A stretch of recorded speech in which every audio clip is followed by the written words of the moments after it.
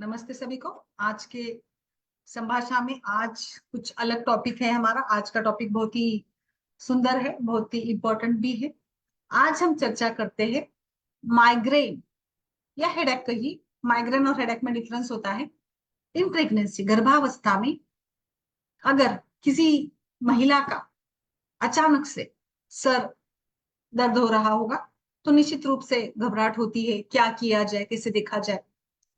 वैसे देखा जाए, अगर महिला पहले से ही माइग्रेन की बीमारी रही है उसको, या बीच बीच में उसको माइग्रेन के अटैक्स आते हैं, आयुर्वेद में माइग्रेन को सूर्यावर्तक के नाम से जाना जाता है। यानी जैसे जैसे सूर्य बढ़ता है वैसे वैसे ये व्याधि के लक्षण या सर दर्द उस व्यक्ति का बढ़ता है और फिर अपने आप से शांत होता है। यानी अराउंड 11-12 के बजे के समय में, दिन में, ये अगर सर में दर्द होने लगा तो हम इसको सूर्यावर्तक एवं पित्त प्रकोप यानी पित्त प्रधान ये व्याधि माना जाता है अगर माइग्रेन की बात करेंगे।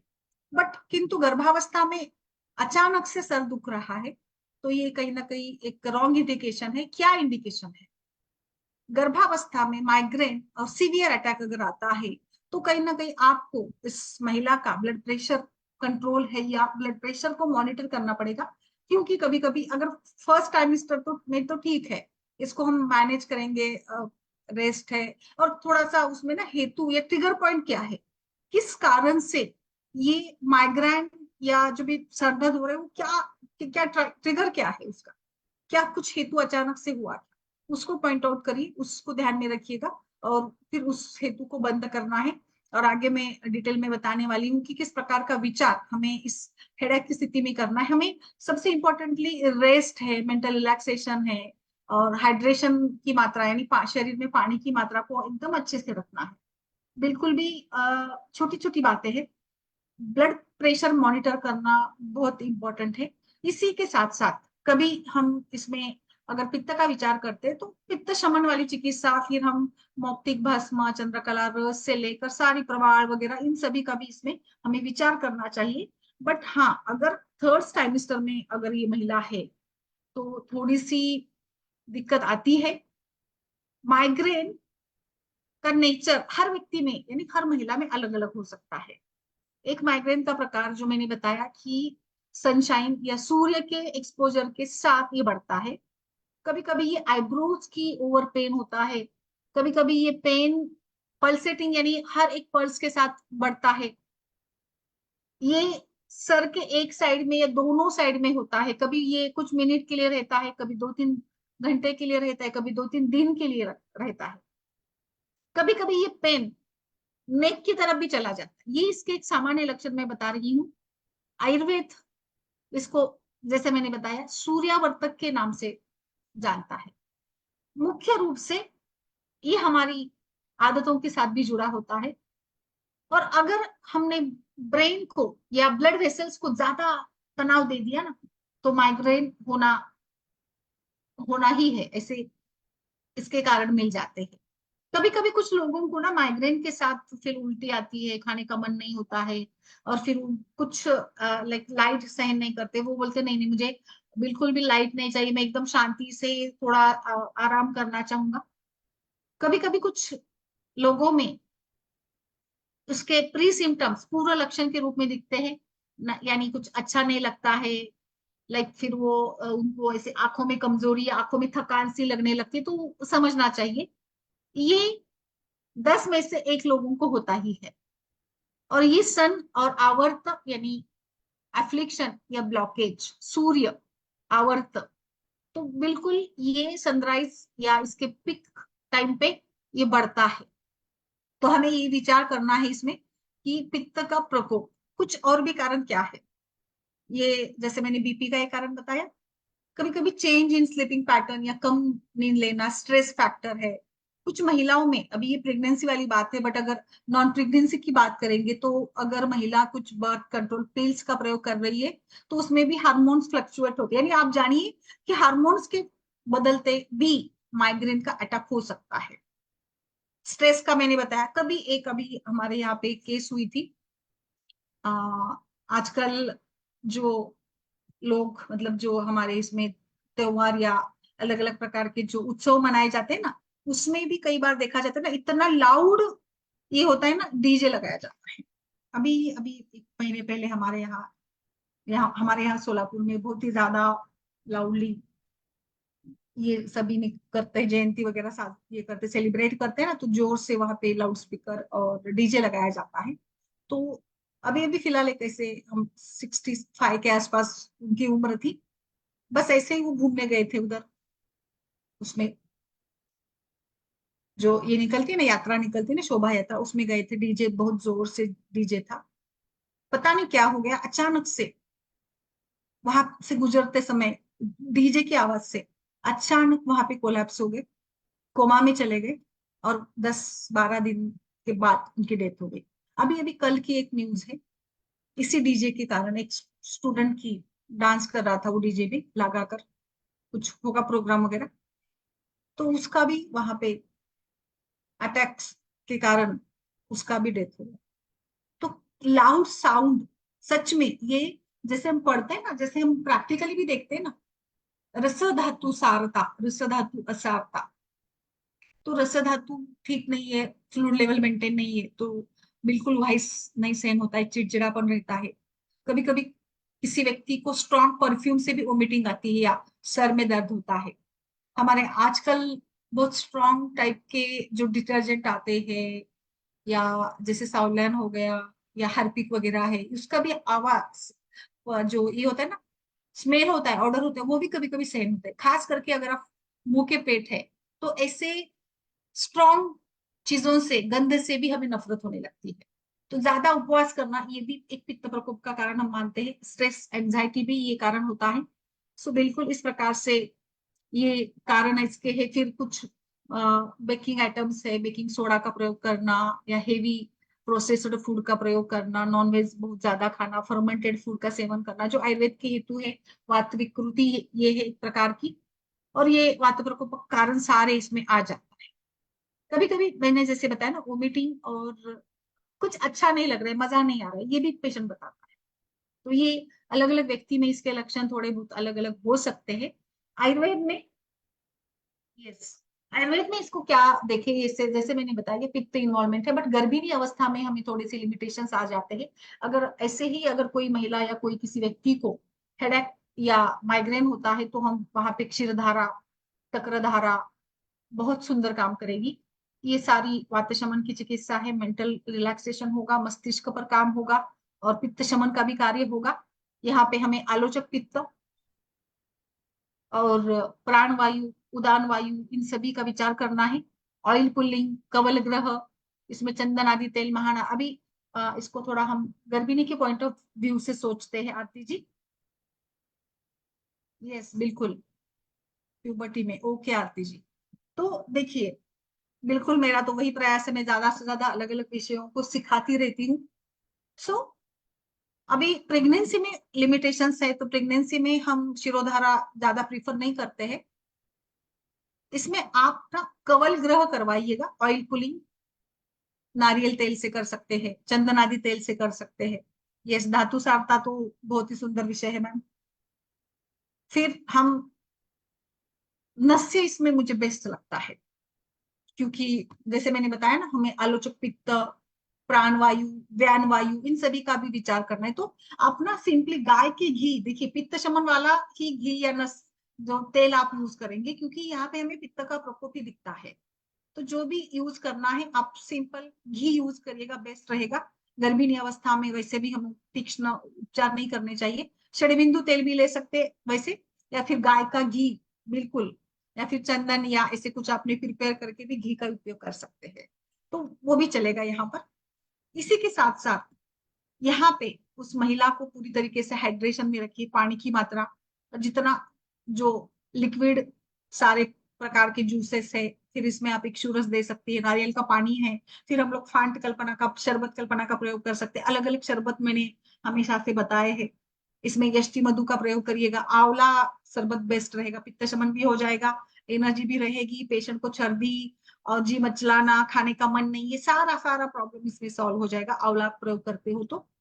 बला रिष्ट या चंदन बला 101 कैप्सूल भी दे सकते हो, जो क्योंकि जैसे मैंने बताया ना, धातु असारता या रस असारता के कारण भी ऐसे हो सकता है, तो वो भी विचार हमें करना होगा।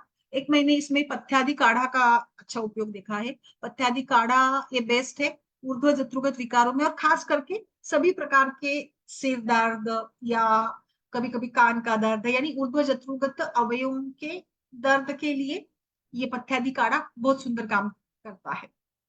इसमें एक दूसरा भी आता है, खास करके माइग्रेन और हेडेक के लिए बनाया गया है, शीर्षुलादि वज्र रस करके।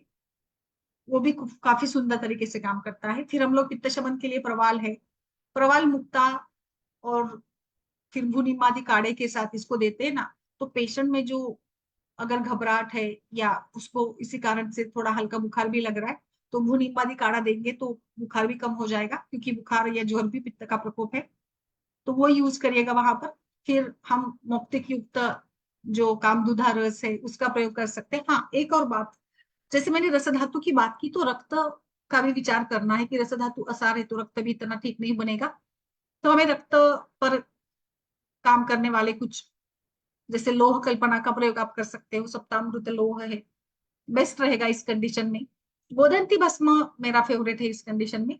मुक्ता और गोदंती 250 मिलीग्राम आप दीजिएगा, इमीडिएट आपको 20-30 मिनट में रिजल्ट मिलता है। इवन दो मैंने देखा ना कि पैरासिटामोल से भी ज्यादा फास्ट इसका रिजल्ट मिल जाता है। गोदंती भस्म आप देते हो ना शहद के साथ, बहुत बेस्ट तरीके से इसका ये मिलता है। नस्य भी इंस्टेंट रिलीफ के लिए, या नस्य एक और चीज का नस्य आप कर सकते हैं, दूर्वा रस का। फ्रेश जूस, दुर्वा तो आपको घर के आंगन में मिल ही जाती है, जस्ट 2 पिंच। और इसमें आप अगर जस्ट पिंच शतावरी पाउडर भी ऐड करते हो, बेस्ट रहेगा आपको।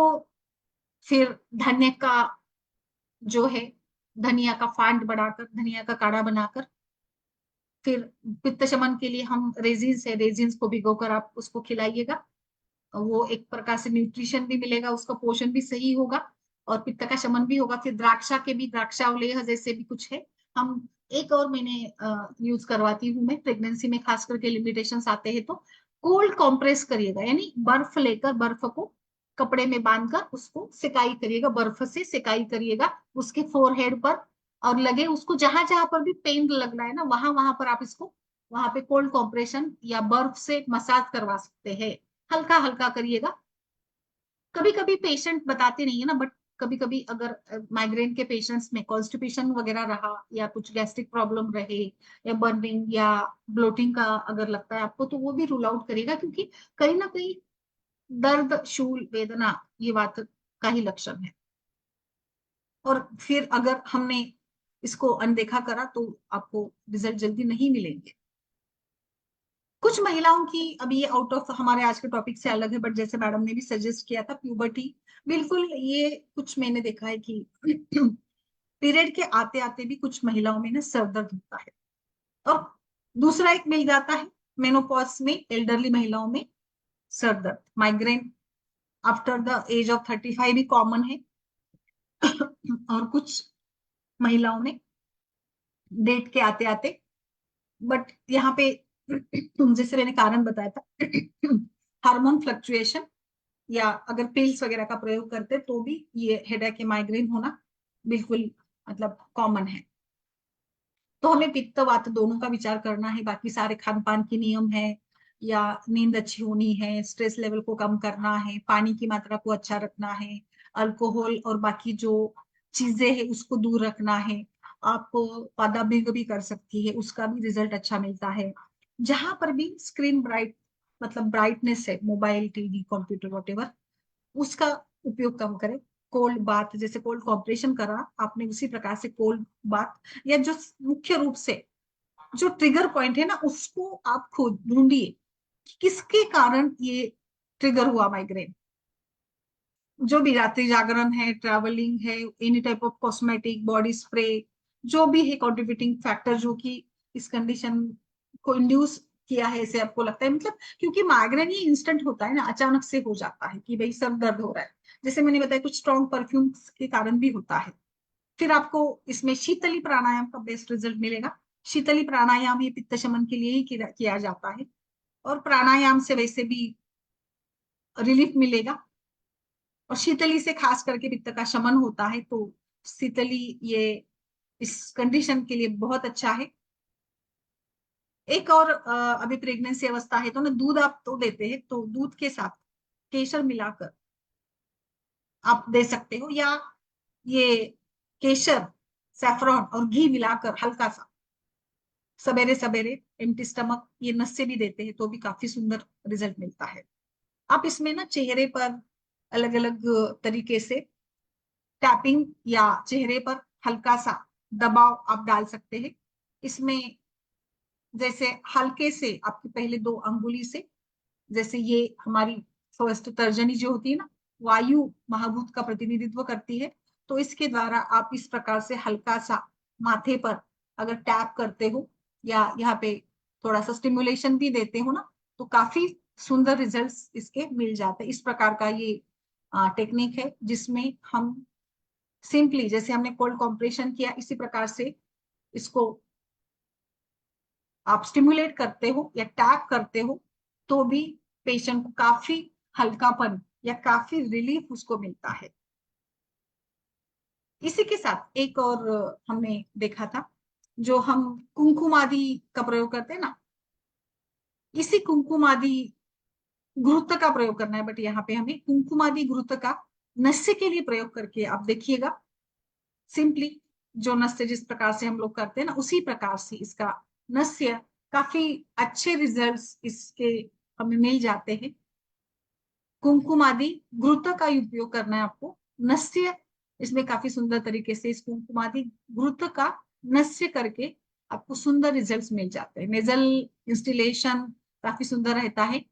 अब प्रेगनेंसी है तो हम बाकी विरेचन या बाकी कुछ ज्यादा नहीं करते हैं, इसमें करना नहीं है हमें। तो बाकी अगर रूटीनली पेशेंट है तो इसमें हम विरेचन वगैरह का भी प्रयोग कर सकते हैं, बाकी स्वेदन वगैरह है, या आपको जैसे क्लासिकली भी इसमें काम किया जा सकता है। एक इसमें मैंने देखा कि नारिकेल लवण का भी अच्छा रोल रहता है। इवन दो आप ना सिंपल सुतशेखर, फिर गोदंती, प्रवाल, इसमें मिश्रित 250 मिला लीजिएगा, और सीतोपलादी चूर्ण भी ऐड ऑन कर सकती है अगर पेशेंट को उससे रिलेटेड आपको सिम्टम्स लग रहे हैं या कुछ ऐसे लग रहा है, खांसी के जैसे या कफ के जैसे भी लग रहा है, तो ये सारे मिलाकर आप देती है ना, तो ये भी काफी सुंदर तरीके से इसमें काम करते हैं शिरोरुजा में। और जहां हम इसका कोरिलेशन या कहीं ना कहीं अम्ल पित्त के केसेस में भी एसिड अल्कली इम्बैलेंस के साथ हेडेक होता है। काफी सारे अम्ल पित्त के पेशेंट भी कंप्लेन करते हैं कि हेडेक है, तो कहीं ना कहीं जैसे मैंने बताया कि पित्त प्रकोप यही इस हेडेक का या माइग्रेन का कारण होता है। तो इसमें हमें धातु का बल बढ़ाना है, पित्त का शमन करना है। जो भी depression, anxiety, what ever the trigger point, उस ट्रिगर पॉइंट को किस प्रकार से कम करे वो हमारा इसमें विचार होगा। पथ्यादि काढ़ा का मैंने बता दिया, ये सारे कॉम्बिनेशन। इसमें रिफ्लेक्सोलॉजी का भी बहुत अच्छा रिजल्ट है, जैसे मैंने एक आपको टेक्निक बताया ना, इसी प्रकार से हम पादाभ्यंग है या हल्का मसाज करके या लाइक संवाहन जैसे कराते हैं, उसी प्रकार से भी हम इसमें कुछ टेक्निक्स यूज करके अच्छे से, यानी हेड मसाज हो या कोल्ड शावर हो, इस प्रकार के टेक्निक के साथ भी बहुत सुंदर तरीके से रिजल्ट हमें मिल जाता है। फिर मैंने पोल्टिस बताया आपको, जो बर्फ का पोल्टिस बना सकते हैं, या कभी कभी हमें एक वार्म और कोल्ड दोनों कॉम्प्रेशन का भी प्रयोग करना पड़ता है। तो जो भी बेस्ट आपको वहां पे कंडीशन में सुटेबल लगे वो भी हम वहां पे यूज करें, यानी कोल्ड कॉम्प्रेशन भी कर सकते हैं और वार्म कॉम्प्रेशन भी किया जा सकता है। बट हाँ, सबसे इंपॉर्टेंटली ब्लड प्रेशर को मॉनिटर करें, क्योंकि कई बार ऐसे देखा जाता है कि आगे प्री इक्लैम्पसिक कंडीशन में पेशेंट चला जा सकता है। तो इसीलिए भारत भेषज रत्नावली में ये रेफरेंस मिल जाता है हमें कि कुमकुम आदि गुरुत्व का नस्य बहुत अच्छा है। फिर एक लेप भी बताती हूँ मैं, जैसे हम इसका जो कुमकुम आदि गुरुत्व है या फिर आपका गाय का घी है ना, उसको भी आप लेप के रूप में कपाल पर लगा सकते हैं। आपको 10 या 20 मिनट के अंदर रिजल्ट मिलेगा। जैसे मैंने आपको नस्य का बताया, जैसे आपको मैंने वो गोदंती वाला मिश्रण बताया जिसके साथ भी 20 मिनट में आपको पैरासिटामोल से भी जल्दी रिजल्ट मिलेगा। वैसे ही चंदन का पेस्ट, गुलाब जल मिलाइए, दूध मिलाइए, मतलब पेस्ट बने ऐसे मिलाइएगा और ये आपके कपाल पर पेशेंट के लगाइए। एकदम 20 मिनट में इसका रिजल्ट आपको मिलेगा। आप मुझे बताइएंगे जरूर कि सच में इसका रिजल्ट मिला या नहीं। आप जरूर बताइएगा। इस प्रकार से आप जो शीत पित्त शमन वाले ड्रग्स है उसका आप यहाँ पे लेपन करा सकती हो। इस सारे में सेफेस्ट वे बता रही हूँ ड्यूरिंग प्रेगनेंसी अगर हेडेक है तो।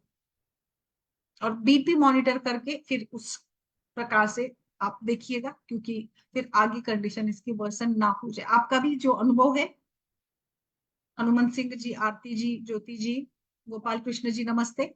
आपका भी जो अनुभव है इसमें कि आप क्या प्रेफर करेंगे, माइग्रेन या हेडेक ड्यूरिंग प्रेगनेंसी, वो भी जरा डालिएगा। नमस्ते मंदाकिनी जी, कहाँ हैं काफी दिनों बाद। हाँ मैम यही है मैम। रासना का चूर्ण का लेप भी अच्छा काम करता है, हाँ। क्योंकि जैसे ठंडी में ज्यादा हम लोग वो, अभी जैसे ठंड का सीजन चल रहा है और प्रेगनेंसी में काफी दर्द होता है ना, तो कैप लगाए रहती है, तो ठंडा तो कुछ बता नहीं सकती, तो फिर रासना का लेप का चूर्ण बता देती हूँ मतलब ऐसे। अच्छा, ओके ओके। और किसी का कुछ। मैम इसमें अविपत्तिकर तो नहीं चलेगा ना, निशोथ डला हुआ है इसलिए प्रेगनेंसी नहीं में। देंगे, नहीं देंगे, नहीं देंगे। ठीक है, ठीक है। और दूसरा ये जो मोती पिस भस्म आपने कहा, तो ये दे सकते हैं हम लोग ड्यूरिंग प्रेगनेंसी, यस यस सितोप्लाज्म यस में ऐड मैम, कर। बिल्कुल। यस, पथ्यादिवती, यस, गोदंती दे सकते मैम। मुक्ता वगैरह ना सारे पित्त शमन वाले हैं और वो आराम से चलते भी जी है। जी, कॉन्ट्राइंडिकेटेड नहीं है ना मैडम नहीं है, प्रेगनेंसी में ये। जी। कॉन्ट्राइंडिकेटेड वाले मैंने और एक भी नहीं बताया, क्योंकि फिर जी वो जी जी, आपको नहीं कंफ्यूज कर देगा, इसीलिए मैंने नहीं बताया। नस से भी दे सकते हैं हम यस, नस्सी यानी प्रेगनेंसी में, हल्का प्रेगनेंसी में भी हल्का। दे सकते हैं। यस, नस्सी यानी कैसे देना है आपको ना, नाक मतलब एक जस्ट हल्का सा वहां पे लगा देना। अच्छा अच्छा, ओके। हाँ, वो टाइप में देना है हमें। मतलब ज्यादा वो जो हम लोग नॉर्मली 2 ड्रॉप्स 4 ड्रॉप्स डालते स्नेहन हैं टाइप वैसा नहीं का करना नस्सी है, सिर्फ देना हमें है, नस्सी, लेप स्नेहन लेप कर नस्सी। देना है बस। यस, लगा देना है, 2 ड्रॉप लगा दीजिए, 2-3 ड्रॉप ऐसे लगा देना है आप। राइट, ठीक है। क्योंकि पंचकर्म और इसके लिए हमें परहेज होता है ना। जी जी। और आपने कर लिया शुड आई, मात्रा बस्ती मैम, बोलिए। हाँ the same I am saying कि I want to talk to about my patient. हाँ, She is still here in my OPD. I had given through Rice tube ma'am. अच्छा। राइस ट्यूब से दिया मैंने, और स्टार्टिंग में 10 ml ही दिया, because I am giving it for the अरे, first time. I thought कि एनिमल कुछ बहुत गड़बड़ कम नहीं हो गया, होनी चाहिए. ठीक है, कोई बात नहीं। हाँ, 10 बोलिए बोलिए। 10 ml नहीं मैं, जी. हाँ, क्या मैम, मंदाकिनी मैम क्या बोल रहे हैं? तो कैसे लगा, मतलब 10 ml तो मैम ठीक है, बट आपको मतलब प्रोसीजर तो समझ में आया ना। जी जी, प्रोसीजर समझ में आया. निकालते समय ऑयल वापस आ रहा था थोड़ा बहुत. हाँ, अच्छा, क्यों? हाँ, उसको मगर लंबी आई एम सांसें भरने आस्किंग को कि वेदर तो इट इज, 10 ml में वेदर ऑयल इट इज कितना नॉर्मल बाहर या आएगा? बिल्कुल नहीं आना चाहिए. नहीं आना चाहिए ना, आपने अंदर पुश कर दिया तो बस थोड़ा सा बचाना है हमें, 1 या 2 ml बस, मतलब पूरा खाली नहीं करना है ना उसको। जी, आपने तो उसको लंबी मैंने तो, सांसें भरने को कहा। जी जी जी, लंबी सांसें भी भरने को 4 इंच तक इंट्रोड्यूस भी करा मैम. हम्म। 4 इंच कहा था ना आपने, चार हाँ इंच हाँ तक इंट्रोड्यूस करा. थोड़ा मतलब समझ हाँ लीजिए, मुझे ऐसा लग रहा है हाँ। 2-3 ml तो 3-4 ml आया हो. अच्छा। मैम आप ना वो क्या हम्म. कहते हैं, ऊपर पाँव ऊपर करवाया था आपने उसका एल हाँ, पोजीशन ऊपर में? Position position. हाँ मैडम. ऊपर हाँ हाँ हाँ, हाँ. और उसके बाद टैप किया था? टैप, टैप किया था टैपिंग. ना आपने? हाँ टैपिंग की थी बटक पे यस, और कमर बिफोर. पे। मैम घबराइए पहले नहीं, करना अभी या पहली बाद में? बार है। बाद में करना है, दे दिया जी. जैसे दिया आपने, डर लग की नहीं। देने के बाद तुरंत कनेक्टर हम्म. निकाल दीजिए। तुरंत कनेक्टर निकाल कर जी. के उसको बोलिए तुरंत पाँव ऊपर कर ले, जैसे वो पाँव ऊपर कर लेगी। अगर मोटी ताजी हम्म. महिला होती तो अपने आप नहीं कर पाती, तो उसको बोलो कि अपने हाथ से अपना पाँव पकड़ ले, तो वो हाथ से पाँव हम्म. पकड़ ले, सपोर्ट अच्छा मिल जाएगा। फिर आप उसको टैपिंग करके फिर बाएं करवट ले डाल दीजिएगा। होता है मैम, क्या हो मैम जाता है ना कभी थोड़ा सा समझाइए मुझे. कभी। हम लोगों ने उनको एल पोजीशन दिया, राइट? हमने उनको जो है इंट्रोड्यूस कर दिया ऑयल और कैथेटर, उसके क्या बाद होता है ना मैम, निकाल दिया. तो हाँ पेशेंट जो मोटी होती आई है ना, have told her patient to जो sleep in the same position, L position में ही सोने के हाँ लिए हाँ, I have told. Actually ma'am L position में इज क्या होता है ना, इज जैसे दिस ओके मोटी और नॉट? महिलाएं होती हैं। हाँ हाँ, ओके मैम। जो मोटी महिलाएं होती है ना, उनका एल पोजिशन सही से बन नहीं पाता है। वो उनका पाँव नीचे मतलब ऐसे जी टिल्ट जी सा हो जी। जाता है, तो बेटर रहता है कि उनको बोल दो कि वो पकड़ लें, तो पकड़ लेंगे, थोड़ा पेट अंदर की ओर दब जाता है, तो अच्छे से टैप कर दीजिए। और आपने पहली हाँ बार हाँ किया हाँ। है इसलिए तो लग रहा होगा कि ठीक। यार घबराइए कि नहीं मैम, है ना, कुछ कुछ जी। निकल आता है, और उसको बोलिएगा कि हम्म आराम से बाहर लेकर के लेट जाए। तो एक हम्म दो एम एल हम्म। घबराने की बात नहीं, नेक्स्ट डे फिर आप अच्छे से कर लोगे। And as you have told कि wait for 30 minutes, we have to let her हाँ, आप उसको sleep in लेटा the same position रखिएगा। ना। हाँ, नहीं, हम्म। 5-10 मिनट आराम से डाल के रखे, बाद में भी वो जैसे मन चाहता है सीधे लेट ले बस। ऐसा कोई अच्छा, कंपलसरी नहीं कि ऐसा आधे है। घंटे के बाद तक। एक सेफ ठीक है साइड के लिए ठीक है आधा ठीक। घंटा रुका लेना है पेशेंट को, बाकी कुछ नहीं। हाँ, अच्छा मैम, क्या मैम होता है ना जब ये today is her 6th day, so for how many days should I call her for मात्रा बस्ती? नहीं नहीं, आज उसका मेंस्ट्रुएशन का 6th डे है। ओके, जी जी जी। तो अभी तो शुरू किया है ma'am, at least you have to give for 5 to 7 days। Okay, 5 to और 7 कल ना days राइट। उसकी मात्रा बढ़ा दीजिएगा, 20 ml 30 ml धीरे धीरे करिएगा, बढ़ा दीजिएगा। जैसे जैसे आपको हम्म। कॉन्फिडेंस आ जाएगा ना, वैसे वैसे बढ़ाइए, कोई बात नहीं।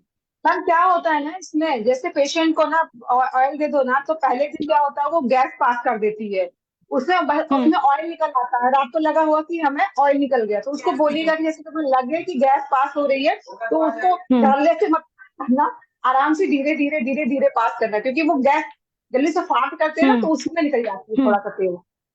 तो ये उसको समझाएं, थोड़ा आराम से धीरे धीरे करेंगे, हो जाएगा मैम।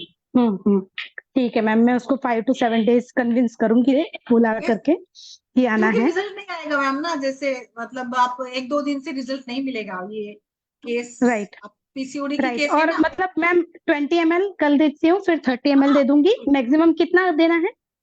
मैक्सिमम तो 80 ml तक चलता है, 80 ml तक। तो प्रैक्टिकली मैम कितना दूं इस लेडी के अंदर? नहीं, कोई दिक्कत नहीं आएगी मैम, आपको आ जाएगा, ऐसे ही सीखना होता है। ऐसा कुछ नहीं, ऐसे ही सीखना अच्छा होता है। अच्छा। हाँ, आप 20 ml जी देखिए, जी। आप कम से कम ना 40 ml जाएगा ना तो इफेक्ट दिखेगा आपको। हम्म। 10-20 ml से उतना कुछ होता नहीं, बट ठीक शुरू है में ठीक है। ठीक है। और फलग्रुत ओ, का पान शुरू करवाया। ठीक है, अभी मंगवाती हूँ मैं, कल से मेडिसिन मंगा लेती हूँ। फलग्रुत बाकी तो सब चालू है, बस फलग्रुत बाकी है मैम। चंद्र प्रभावती चालू है, एमिकॉर्डियल चालू है, शतावरी चालू है, अच्छा, आह, कांचनार चालू है क्योंकि उसका अभी पीसीओडी है ना, कितना टाइम हो गया इसलिए पेशेंट को कांचनार भी अपने दिया। मात्रा बस्ती देकर? क्या मैम? अभी कितना समय हो गया देकर मात्रा बस्ती? 20 मिनट हो गए मैम, 20 मिनट, 20 से 25 मिनट। अच्छा, ठीक है। मैम ये आपके जो पेशेंट है, इसको पीरियड्स नहीं हो रहे थे ना, ये वही वाली है ना जिसको ज्यादा प्रवर्तनी हाँ, बटी थी आपने? लीन अच्छा एंड पेशेंट, प्राइमरी इनफर्टिलिटी, 2 साल से मैरिज हुई है, और 3 महीने हो गए उसके पीरियड्स नहीं आए थे, तो पीरियड्स तो आ गए उसके। अभी छठा 6th डे है आज उसका। उसको सॉरी मैम। क्या क्या दिया था? एक तो रजा प्रवर्तनी बटी मुझे याद है, और क्या दिया था आपने जी उसको? जी मैम, उसे मैंने रजा दिया था, कंचनार दिया था, चंद्रप्रभाती दिया था मैम, और एमिकॉर्डियल सिरप दिया था। तो आ गए उसके पीरियड, आ गए थे 7 days में लगभग, समझ लीजिए 7 days में लगभग आ गए थे उसके पीरियड्स। अच्छा मैम, बहुत बढ़िया। जी जी, थैंक यू मैम। तो हो मैं जाएगा मैम, कोई चिंता मत कंटिन्यू करिए, करती हूँ हो इसको भी। जाएगा आराम से ना। धीरे धीरे करिए, कोई बात नहीं, आपके साथ होगा ना कोई जी, वहां पे। हाँ है ना, हाँ बस। मेरे साथ मेरे हस्बैंड भी हैं, वो भी क्लिनिक चलाते हैं, अच्छा, फिर मतलब कोई उन्हीं की बात नहीं, क्लिनिक में मैं कर रही हूँ। आप आराम से करिए। आप जी, कल अभी 20 ml आराम से दे दीजिएगा, कोई दिक्कत नहीं है। ठीक है ठीक है, 10-10 ml बढ़ा देती हूँ रोज का। यस, ठीक है। ऐसे ही सीखना होता है ना, हम गलतियों से या हाँ कुछ मैम, ऐसे ही होता है, तो एकदम। सही सही बात है। और 40-50 ml इतना कुछ ज्यादा नहीं होता है मैम, और गुदद्वार से देना है ना। आप कॉन्फिडेंस से करिए, हम्म। आप कॉन्फिडेंट रहेंगी तो पेशेंट सेटल रहेगा। राइट राइट, सही बात है। कुछ नहीं होता है। ठीक है मैम। यस। मैम ओके, ये और भी यू होता है, जब आपने पहले दिन 20 ml दे के देख लिया ना, तो आपको समझ में आ जाएगा कि कितना वो रिटेन कर पाई। फिर नेक्स्ट डे उतने से और दुगना लेके बढ़ा दीजिएगा, तो वो रिटेंशन बढ़ता चला जाएगा। और बस इतना और बोल दीजिएगा कि जैसे काम वाम घर का सारा निपटा के ही आए, ताकि यहाँ से घर जाके भी वो आराम ही करे, तो ज्यादा देर तक रिटेन कर पाएगी, तो अच्छा इफेक्ट आएगा। क्योंकि पेशेंट आती है करके फिर वो उछलते कूदते जैसे गाड़ी में बैठते धक्का लगते लगते फिर घर जाके काम करती है, तो फिर वो ऑयल जल्दी निकल आता है। हमारा हाँ, मेन रुकाए तो मकसद है अच्छा है, ऑयल को, बीच में रुका हाँ दे तो ऑयल अच्छा को है। रिटेन करके रखे। रिटेन जितना कर लेगी उतना ज्यादा अच्छा रहेगा। बिल्कुल। और किसी का, अंजू जी चली गई, अंजू, डॉक्टर अंजू। और मैम आई थिंक मंदाकिनी जी को किसी, और स्वाति जी आपका दूसरा वो केस था ना बेड वेटिंग का, उसका दे दिया आपने मेडिसिन? बेड वेटिंग का कुछ बोल रहे थे ना आप, कल हमने डिस्कस किया था, शैया मूत्रता वाला।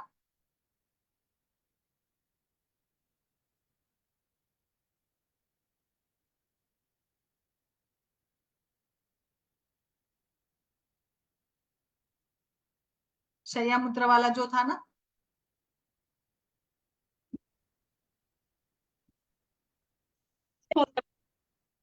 गुड न्यूज देने के लिए फोन करी।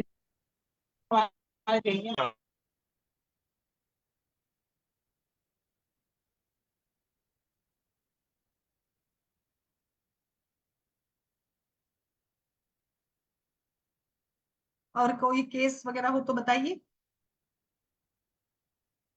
नहीं मैम अभी तो कोई केस नहीं है।